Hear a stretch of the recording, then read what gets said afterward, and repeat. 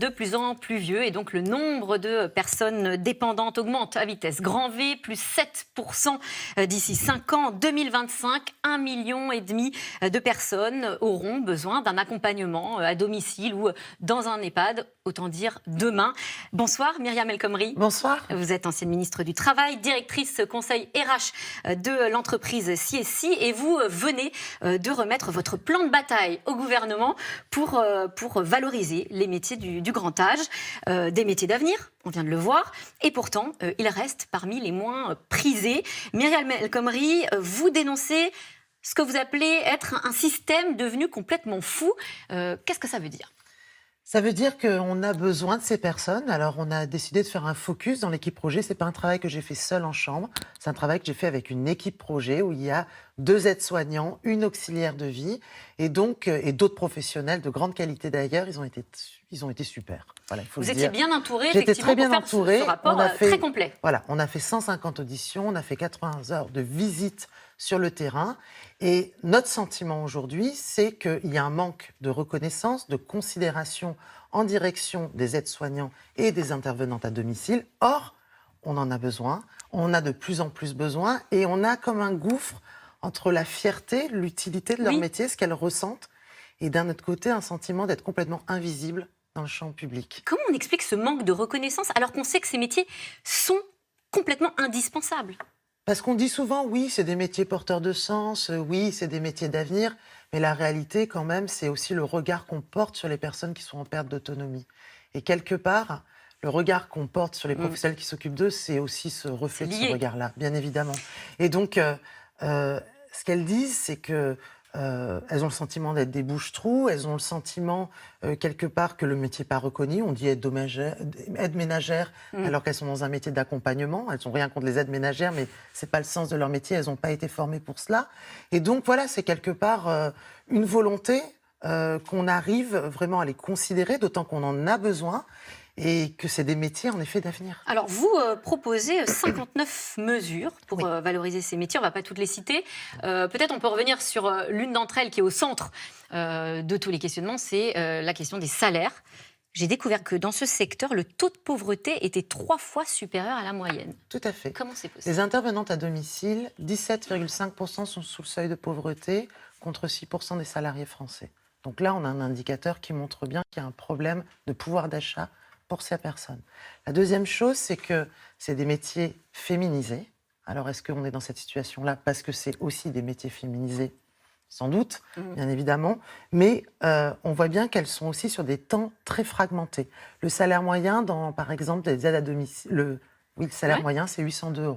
802 Donc, c'est souvent des temps partiels, des horaires éclatés, parce qu'on intervient chez les personnes âgées tout au long de la journée, mais il y a des pics, notamment le matin, à l'heure du déjeuner, et puis à l'heure du coucher. Donc, beaucoup de temps fragmentés, et puis des temps de trajet qui ne sont pas pris en compte. C'est-à-dire que, selon les départements, voilà, on applique ou pas la convention collective, l'avenant sur les temps de trajet. Et j'ai pu rencontrer des personnes qui me disent moi, ce mois-ci, j'ai fait 1500 km payés, 1500 non payés. Alors, 30% des salariés de la dépendance sont payés moins que le SMIC.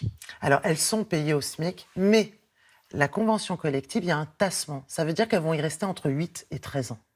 D'accord. Donc, on a 4 leviers que nous proposons et je pense pour une meilleure rémunération. Alors, il y a 4 leviers. Il y a à la fois le levier de la rémunération et de la prise en compte de la mobilité. Ces questions de temps de trajet, c'est épuisant. Elles payent de leur poche pour aller, donc ça crée de l'absentéisme. Ça, c'est un sujet majeur. Donc ça veut dire qu'il faut passer un accord avec les employeurs, les conventions collectives ? C'est une convention collective qui a agrément. Le rapport propose qu'on compense justement pour respecter le minimum conventionnel du SMIC et qu'elle ne reste pas entre 8 et 13 ans au SMIC, qui est un vrai déroulé de carrière. Le deuxième enjeu pour nous qui est essentiel, c'est la baisse de la sinistralité. Qu'est-ce que ça veut dire la baisse de la sinistralité ? Les accidents de travail. 3 fois plus, c'est ça ? 3 fois plus, c'est un chiffre. Aujourd'hui, le taux de fréquence d'accidents de travail, c'est 100 pour 1000 salariés dans ce secteur-là.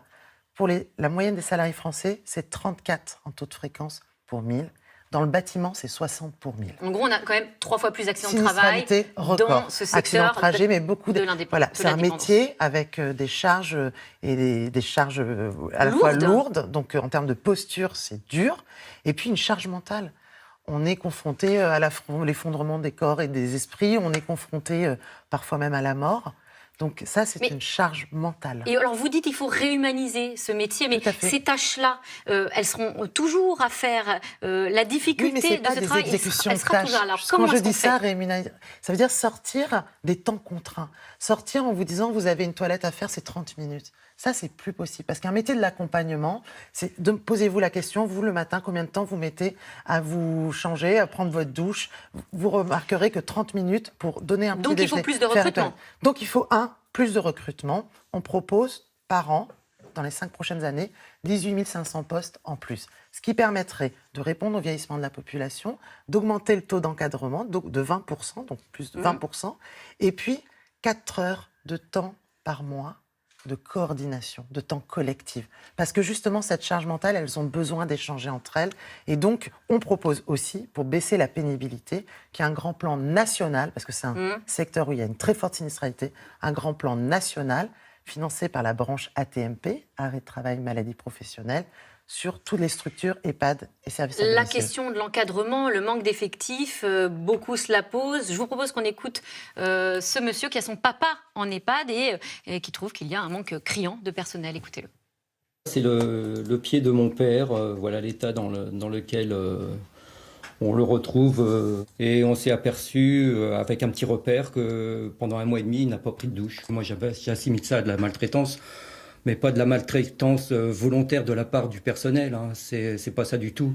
C'est une maltraitance vue au manque de personnel, justement. Alors, il y a un manque de personnel. Il y a un manque de personnel et aujourd'hui, il y a 60 000 postes qui sont ouverts, qui sont non pourvus. Non pourvu. Alors, Donc, ça comment pose est-ce qu'on bien, fait d'où Parce que- l'intérêt de travailler sur l'attractivité de ces métiers. mais en effet, alors comment est-ce qu'on Voilà. fait pour travailler sur l'attractivité de ces métiers? Puisque il faut les trouver, les candidats. C'est bien de dire il en faut davantage, mais encore faut-il les convaincre. Comment est-ce qu'on fait? C'est pour ça que c'est une réforme. Si on n'améliore pas le salaire, si on n'améliore pas la formation, si on ne fait pas baisser, si on n'améliore pas la qualité de vie au travail, on ne trouvera personne pour aller sur ces métiers-là.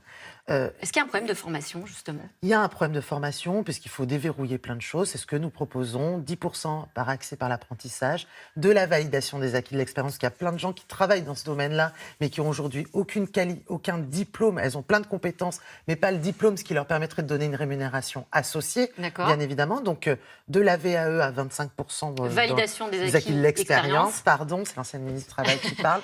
De Vous proposez l'apprentissage. aussi De fusionner, non, de puis créer de stopper les concours pour les aides-soignants. Est-ce que ça Supprimer risque le pas concours supprimer le d'aides-soignants. concours? Merci. On Est-ce supprime que ça la risque pas formation. On de supprime créer un le métier au concours. rabais? Non, on supprime on supprime le concours, Pas pas la la formation. D'accord. Non. Pour former davantage. Exactement, pour former, en gros, ce qu'on veut tester, c'est le goût des autres, la volonté d'être utile, c'est l'empathie de la personne, le savoir-être, et non pas un concours écrit qui peut bloquer, alors même que derrière, il y a une très belle formation de 9 mois. Alors, Myriam El Khomri, vous avez évalué ces 59 mesures, enveloppe globale annuelle de 850 millions d'euros. Qu'en pense Madame Buzyn, à qui vous avez remis ce rapport? Alors, elle ne s'est pas prononcée sur l'ensemble des pistes, qu'elle s'est engagée sur une démarche, à la fois un accord tripartite avec les régions et les départements. Les régions, c'est la formation. Les départements, c'est l'APA, notamment ceux qui financent les services d'aide à domicile, pour qu'ils arrivent à trouver un front uni. Et on l'espère de nos voeux. Ça ne marchera pas s'il n'y a que l'État. Il faut qu'il y ait tout le monde qui soit embarqué dans cette affaire. Et elle a proposé une conférence sociale avec toutes les fédérations employeurs, avec Muriel Pénicaud, la ministre Dans les actuelle mois qui viennent? Dans les mois qui viennent. Je crois qu'elle a dit d'ici la fin de l'année, début de l'année prochaine. Ce qui permettra justement de voir comment ils s'emparent de ce rapport. L'objectif, c'est que certaines de ces mesures se retrouvent dans le projet de loi autonomie. Et Vous êtes confiante?